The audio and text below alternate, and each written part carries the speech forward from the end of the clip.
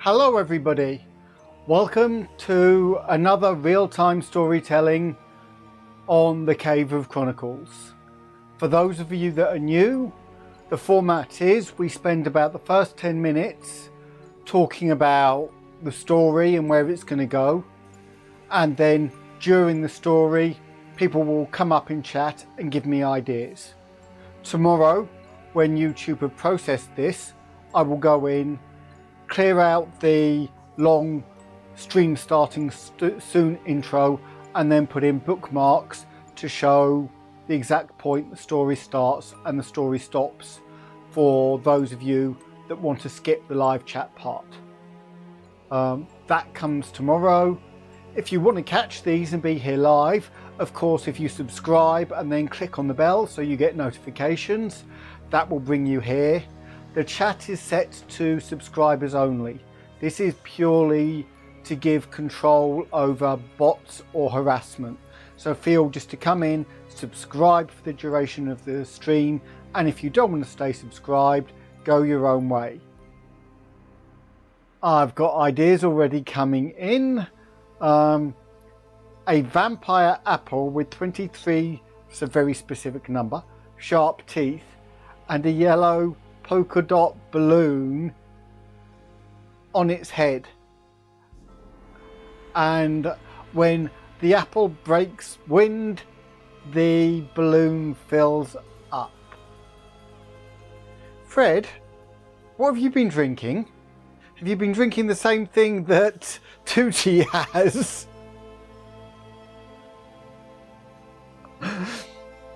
So, chatter filling in the long term, the plan is for the Eldritch Order, which is the group on Discord, to put together for these longer stories on Sunday a framework. We'll work with that framework. I'm also looking at the idea of trying to find a way to put in polls during the story to see where it goes. I think we have enough subs and should be able to do it. I've just got to work out the technology and talk very nicely to my wife to get her to manage that side, because my desk is too far out of reach for me to reach the keyboard, and if I'm concentrating on trying to type a poll, I'm not concentrating on producing the story that everybody wants. So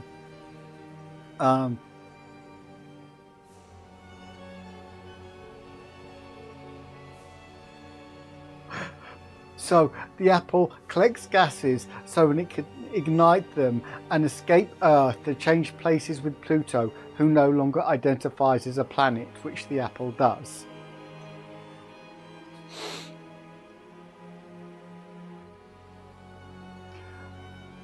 Also, we have a vampire goldfish who wants to bite everybody, forget that it's a vampire, so doesn't. Guys, this is horror. And it's supposed to be horror for the listener, not for me. I don't know what you've been on this week, but thank you. I needed a good laugh. And the horror is not always as Lovecraftian, and with these live ones, sometimes the horror slips into raw humour due to the suggestions from chat. But it's fun for all involved, so do come and join in, and if you're here and not typing, join chat and come and type.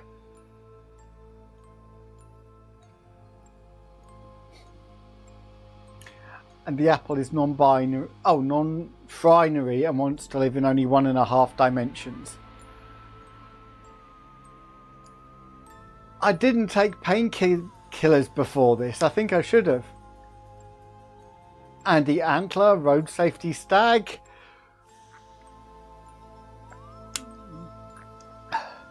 This is not filled with vodka. I keep talking about filling this with vodka. I'm very tempted to fill it with vodka. So, other random information while I wait to see if anything more sensible occurs in chat, which would be a first. There was a brief hiccup, if anybody encountered it yesterday, when the long version of the damn thing came out and I had to take it down because the sound was awful. I don't know what happened when it was uploaded to YouTube, but the sound wasn't listenable to. So I stopped partway through the premiere, re-rendered it, re-uploaded it, and the sound was then decent, and then it got premiered again. So if you were there for that first premiere and haven't gone back to look at it, it is now out again if you want to go and find it. Otherwise, next week we hope to have something that will be a little bit more successful than the last few weeks. We're bringing out The Shadow over Innsmouth. The first three are prepared, which will be going out Monday, Wednesday and Friday, all at 8 o'clock next week. The Shadow over Innsmouth is 8 episodes long, which means it will be a few weeks before there's another complete version released, because we need to get to the end of The Shadow over Innsmouth first. So that's really the news for next week.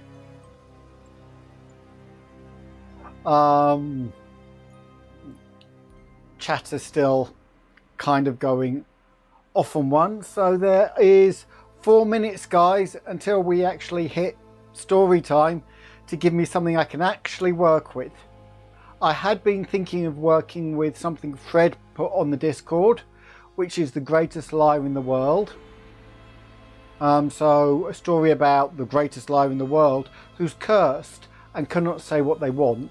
If they do, it will cause the curse to transfer to the other person. So that's the closest outline that I've got. Possibly thinking with it starting pre-curse. So the start is him to lie, a con man lying too much. Moving on to how he gets cursed when he cons the wrong person. Then there's going to be the curse and the ability to lie so well, doing really well for him, until of course at the end it's going to have to catch up and he ruins the life of someone as he transfers the curse, and it's going to be obviously someone he cares about. Ooh, cursed diary that forces you to confess your deepest, darkest secrets within its pages. Like that one. But getting that one, I need to think about that one. Legion, can you stick that one on Discord for me? Because I like it, but it's going to take some thought to work out how I'm going to make it work. And I've been umming and ahhing the Greatest Liar one for a couple of weeks, but really could do with some help filling in those blanks, because I'm struggling. So any ideas will be very greatly appreciated. At the moment, I know we've got a good number of apparent concurrent viewers, so if you're not in chat, please come in, talk to us. They're a little crazy, but they're a nice, wonderful bunch. If you want to join the Eldritch Order, by the way, that's access via our Patreon. So there are many tiers. You get in from the cheapest of the tiers, but not on the free tier. Go to Patreon and have a look. And when I get to over 3,000 viewing hours, Google memberships will tie into the same thing. I'm at about 1,950 at the moment. So if you want to accelerate that, watch lots.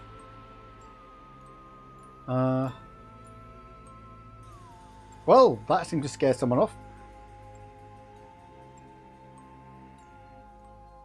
Okay, equally remember you can add to the ideas as we go. So it doesn't have to come now. If I say something, if someone else says something and something sparks, put it down.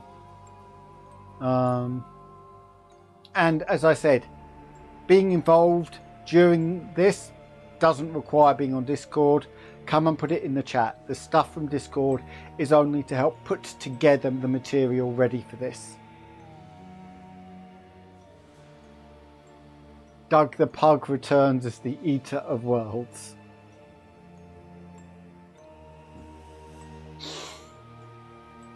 Oh, it's time to start.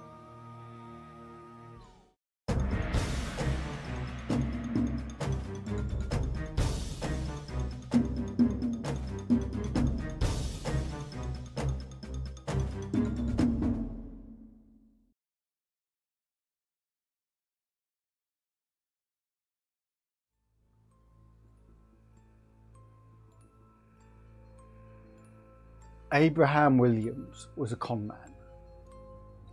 He was a good one. Lying had been something he'd done since a boy. He'd lied to his parents frequently, snuck out, stolen things.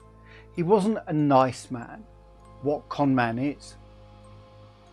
He was selfish, he only cared about himself. He'd lied to girlfriends, he'd lied to get girlfriends, he'd lied to get rid of girlfriends. He'd lied for jobs. He'd lost jobs because he'd lied, but those were rare. He was good and he knew it, and now he lied for a living. He'd worked through various ranges of cons. He'd gone out and gone door to door selling products that never arose. There'd been a time when he'd got people to invest in his company. The company didn't exist and he disappeared their money. He liked money. Money was what made his world go round. With money, as far as he was concerned, he could get anything. His latest gimmick was to prey on the elderly, the infirm, those whose memories were going. He would go, he would help, he would get all of their details and then quietly go away with all of their money. They were old, they didn't need it. Recently, there had been this sweet little old lady. She was a nice grandma. She'd made him cookies and made him tea. And she'd had quite a lot of money, all of which was now his. He'd noticed, sadly, that she seemed to have disappeared. I mean, he'd taken all the money from her house, so she was going to have to sell it, but it was time she went into an old people's home anyway. But why should he care? Wasn't his parents, and even those he didn't care about. His phone rang, and he looked at it. It was a number he didn't recognise. So he answered. Maybe this was another potential customer. Hello? Simple answer. Is this Peter? Yes. Peter, I have a proposition for you. Meet me at Marabella's restaurant at 3. And the phone went dead. Confused, but excited. There were few things he couldn't turn to make a bit of a living from. He headed and at 3 o'clock went into Marabella. There was a middle-aged, grey-haired looking man in a suit, looked up and obviously recognised him when he came in and gestured to a seat. The conversation was brief. It turned out he was related to the little old lady. But he was not angry. He was going to give him a gift. It was a simple gift. From now on, all of his lies would be believed. He could lie over what or whether he wanted to, with the side effect that he could never actually ask for what he truly wanted. He had to lie. Should he fail to, the curse would break, and the person he was lying to would gain all of its benefits. Peter was confused and headed out. Thought nothing of it. Went up. He was parked illegally and there was a parking officer there. They weren't known for believing, but he made up something off the top of his head. Oh, sorry, I had to park here. I had to rush my mother to a different car to take her to a different hospital. It was a bad lie. He knew it. But to his amazement, the parking warden took it all in. Oh, I'm sorry. Here, took away the ticket and let him go scot-free. Maybe there was something truthful about this lying thing. Now, being the kind of man he was, he spent the next several days lying more and more outrageously and getting more and more from it, being very, very careful not to tell. During this time, he met a young lady, Janet, and they started to get along. Things were building between them, and actually, to his amazement, Peter quite liked Janet. He hadn't had feelings like this before. Something was wrong. Something was different. But he spent time with her. He spent money on her. But always being very careful what he said. Not telling the truth was easy for him. It came naturally. So, he took her out. He made up wild stories. Took her to dark hotels. Told her a story of dark forces that he was hiding against, that were working against him, whereas really he was trying to save people, so he couldn't tell people who he really was or what was really happening. She fell for it, but because he'd never been there before, he failed to realise he was falling for her, bit at a time. Then the fateful happened, and they were talking, and she turned and asked him how they were going to move forward. What did he really want? He was stuck. What did he do? He knew he wanted her. He knew he wanted to be with her. But could he say that? Was the curse real? He shook it off and decided no, he was going to do it. He told her he loved her. He wanted her. And at that moment, something weird came over him. He thought nothing of it. The next day, the phone rang. It was the police who'd been looking into one of his previous affairs. He told them some lie off the top of his head, and they laughed at him. They proceeded to ask him more questions. But his lies weren't working. They didn't believe him. Within a few hours, there was a banging at his door, and the police were there. They had evidence. He hadn't been careful in a while because people had believed him. He'd left evidence everywhere, and apparently the police now had it. Grabbing him, they took him away.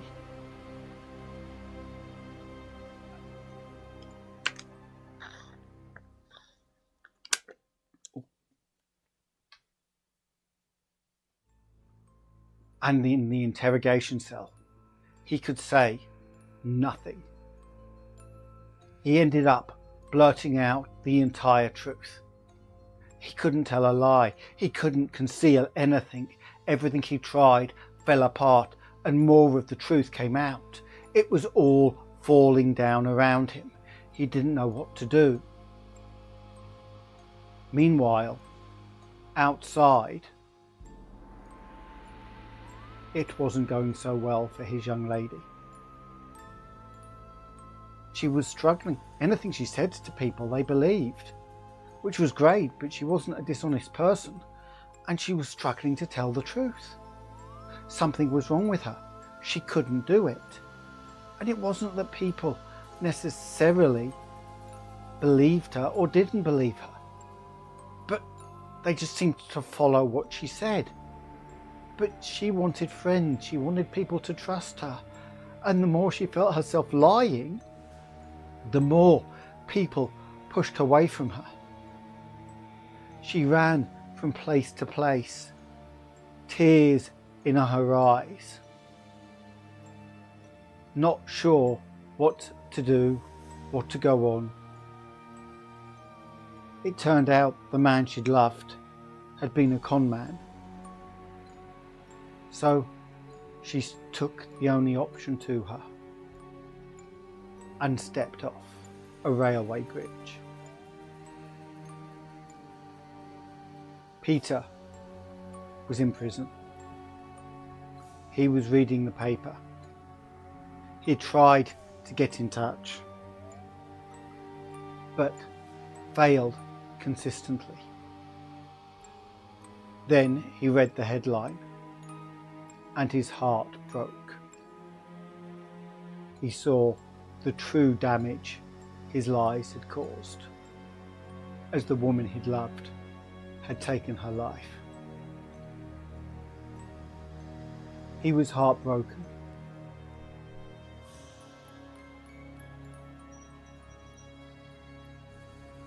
But could do nothing. Thinking the only real way out, maybe he could do some good. He concentrated on working around and using his abilities in the prison. There were some really, really nasty people in there, and he tried to find out the truth about them, what they were hiding, so that he could pass it on to the guards. Maybe that would get him out. Maybe that would get him out of the predicament. But deep, his heart was twisting, because he knew he was the one who had killed the woman he loved. His curse had passed on to her. He worked round and went to the violentest criminal. He was only there temporarily, but the police were trying to get information on him. He was likely to get out soon. So Peter prodded him. He questioned. He made things up. He told him daft stories, telling him that he was going to become a pug called Doug and eat the world. The man hated dogs, and this fried an idea in his head, and he got angry, being compared to a dog, being made, having the Mickey taken out of him. he hit Peter. Peter rocked back, but no, he was going to take it. He made more stuff up, trying to get him to tell him more. And as a result, he got a beating. He got beaten to within an inch of his life. But Peter didn't know. Some guards were watching.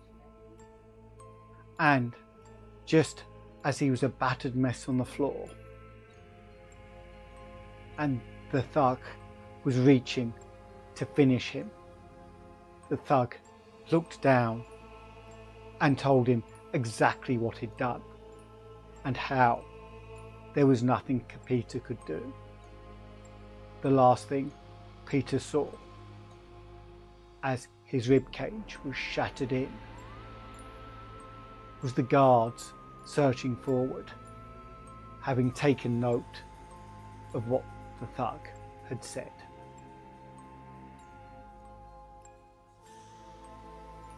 I just realised it's dumped me back in the study again. I was about to switch to here to say that was only a short one because my brain was struggling a bit with that. So we've got time for a second one. Has anyone got any other ideas to take forward with another one?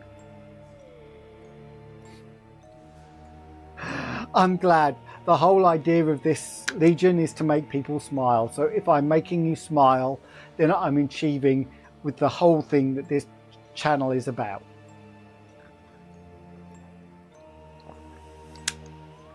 I just want to make people happy. Happy is relative. It's a horror channel, but you know what I mean.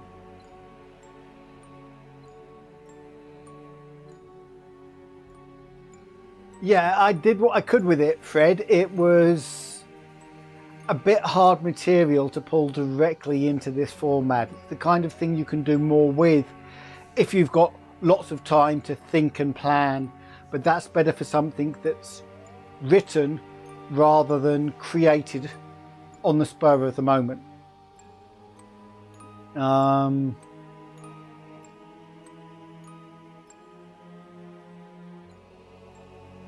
Okay, we've got the idea of a person being chased down and hunted by a shadow hound. Do we have any more detail around that? That's... where are they being chased down and hunted? Why are they being chased down? What's the situation? Who are they? Answers from anybody. It doesn't need to be from Tutti. In fact, I'm actually about to fall off my chair because I just had a very sensible suggestion from Tutti. Tutti, are you okay? Do I need to call an ambulance or something for you?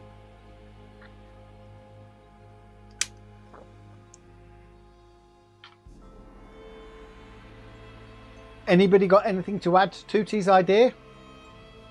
Besides bolt guns, please, Legion. My wife, Cynthia, who just posted, is laughing evilly in the background.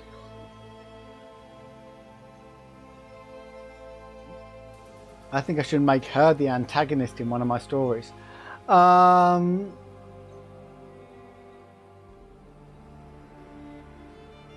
Anything? Or shall we make it a short one today and wrap it up?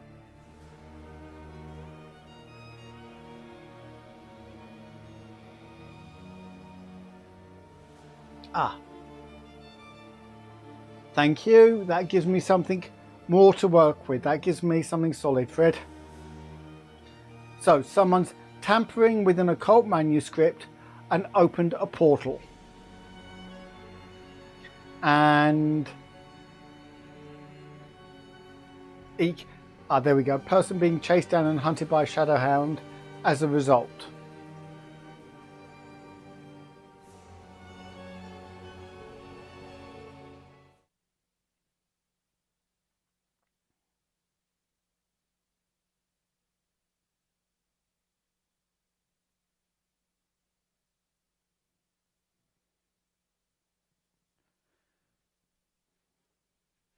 Timothy, Matthew and Annabelle liked playing at the occult. It was something to do. They played with tarot cards, they played with Ouija boards. But today they had been walking and they were in a run-down bookstore and they'd found a guide on witchcraft and demonology. They'd taken it back and been looking through it. They had all sorts of ideas, but they needed to find somewhere to actually perform one of the rituals they saw.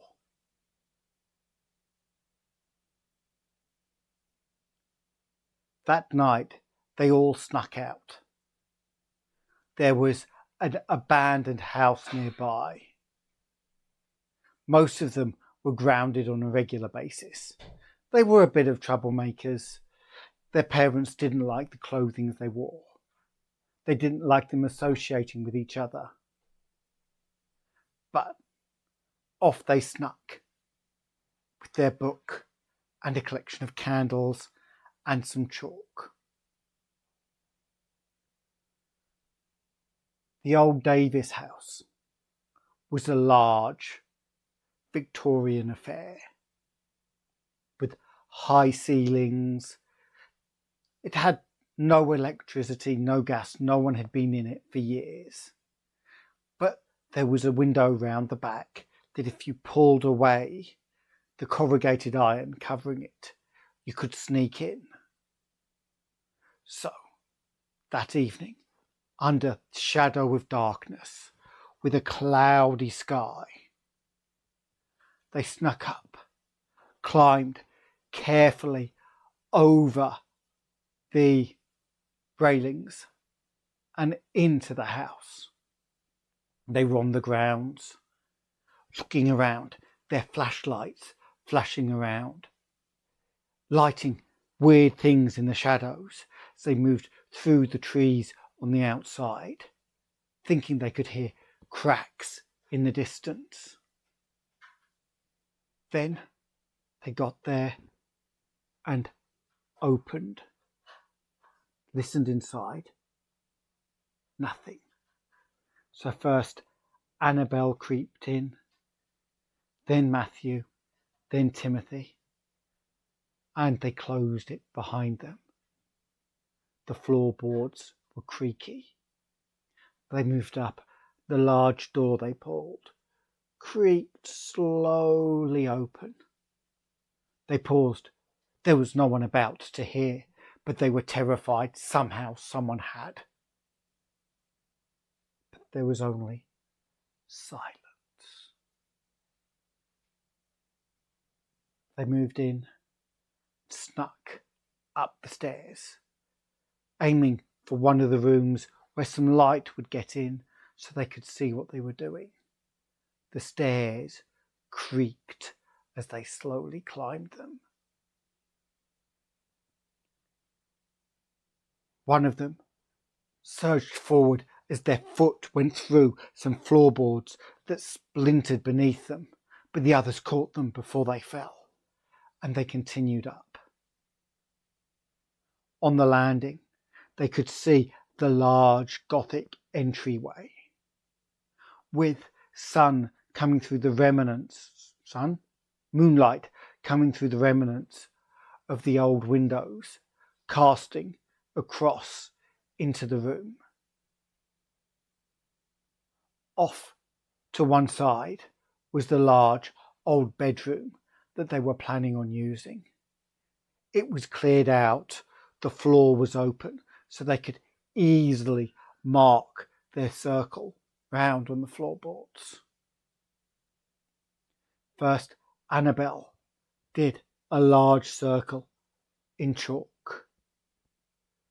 Then it was followed by Matthew, following the circle in salt.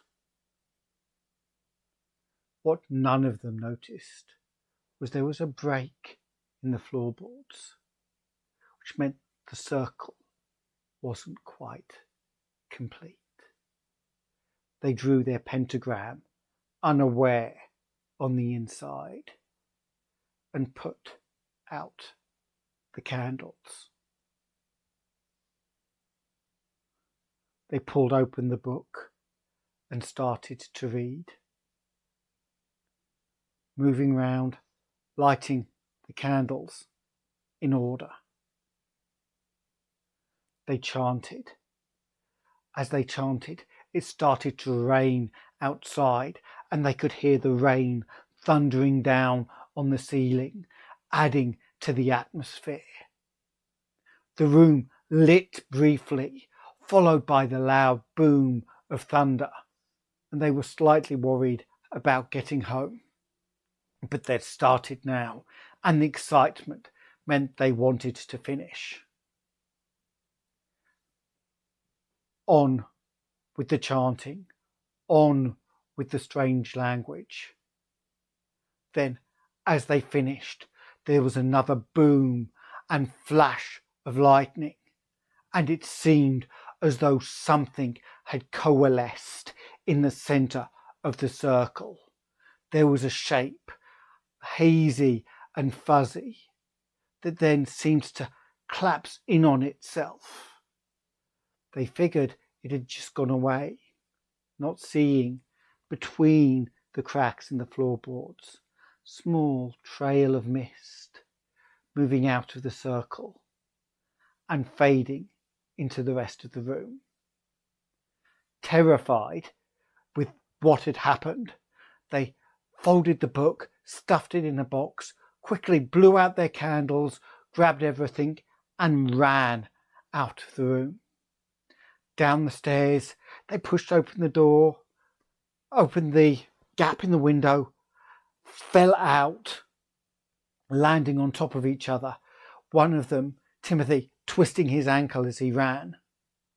They got pulled up, carefully pulling themselves out over the gate, and then ran home to sleep. The next morning, their parents struggled to wake them.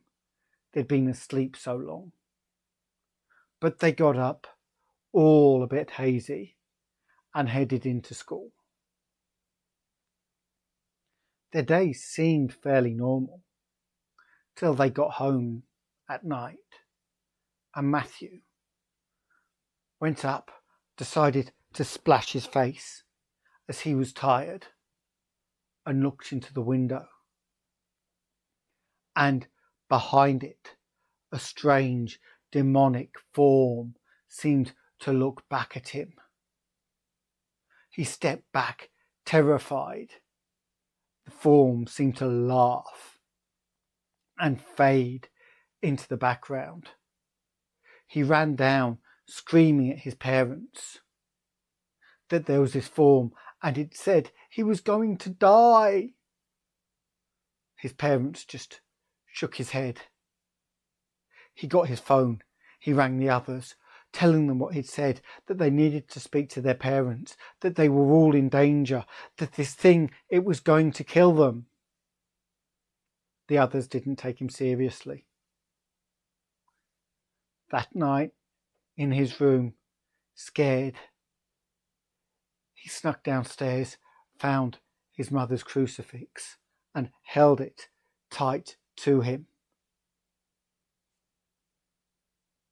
He fell asleep, rocking, till he heard screaming from down the corridor. He ran, looked through. His parents' room was shredded. There was blood everywhere, and the remains of his parents were in the middle, with a smoky form, blood dripping from its muzzle, stood over them. It looked, seemed to smile, and disappeared out of the window. Peter was terrified. He grabbed the phone, rang his friends. No one answered. He fled out the door. They only lived down the street. As he got there, he saw one of the two houses was burning and could hear Annabelle's screams coming from the upstairs. No! He was shaking his head. No, this couldn't be happening. He went over to Timothy's, banged on the door. Timothy's dad finally opened it, and he looked up screaming, pointed, screaming about his parents, running upstairs. Timothy was in bed, just staring at the ceiling, completely white, a look of terror on his face, not moving. He was dead. Peter screamed at the same time as Timothy's parents did, and ran, untouched, from the room as the parents fell at his feet. It was still dark, and he ran, running back towards the old Davis place. That's where it had happened. Maybe he could stop it there. Maybe he could do something. He went back and grabbed a box of matches and paper and anything he could think of, some petrol that his father had been using to light barbecues, however bad an idea that was. Ran back. He thought he heard behind him a heavy breathing and saw a hazy form in the background. Running, he threw the items over the chain fence, pulled himself up, scratching and tearing through his flesh as he rolled over. He got his stuff and headed for the house. Again, the breathing, the creature just seemed to phase through in a mist form and was coming for him. He ripped, tearing at his hands as he pulled open the covering for the window and bundled in. He wasn't feeling the pain. Terror was controlling him now. Inside, he went upstairs. His foot went back through the floor. It gashed up his leg. Blood was pouring through. He ignored it. There was a growling, and slowly following him was the shadow creature. He huddled, pulled himself into the room, terrified and not thinking. He pulled out the can of petrol and just threw it across where their circle still held. Moving back, he struck a match, threw it in with just enough sense to roll away as there was a whoosh of fire behind him. The shadow creature seemed to burst with a faint laughter and "You'll be mine." Peter, thinking of his friends, saying how sorry he was. He went down the stairs.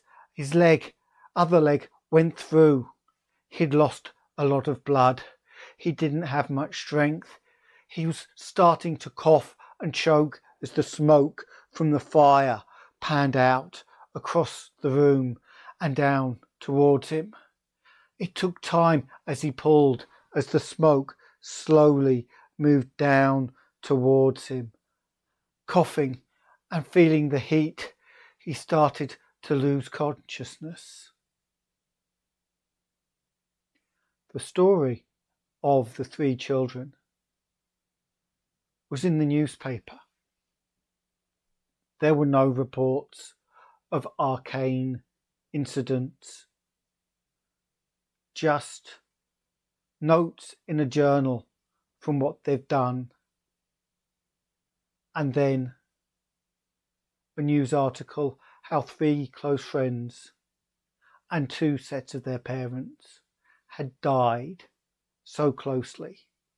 Peter's body was found charred and burnt in the ruins of the old Davies place after the fire was put out.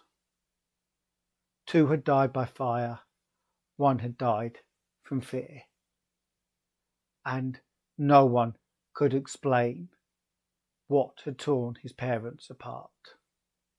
The police investigated, but the only place that it ever came up was on the strange channels, looking into the mysterious and unknown on YouTube.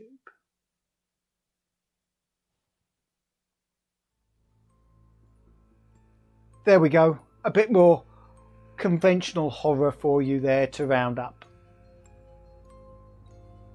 I hope everybody enjoyed it. Yes, it always ends in fire. Fire is always a terrifying and good option, and it's probably 100 years too late for Yui on that one. But it was fun, and it added something a little light-hearted and quick at the end. I hope you all enjoyed it, and if you haven't, subscribe and click the bell. That way you'll know next time we're going live, or be able to catch the fully produced stories with music and artwork that come out 3 times a week at 8 PM on Mondays, Wednesdays and Fridays. As I said at the beginning, The Shadow over Innsmouth by H.P. Lovecraft starts tomorrow for 8 episodes. Other than that, farewell for now. And remember, be careful what you read in strange books, for books can take you to places that you never imagined and have effects far more devastating than anything you ever feared.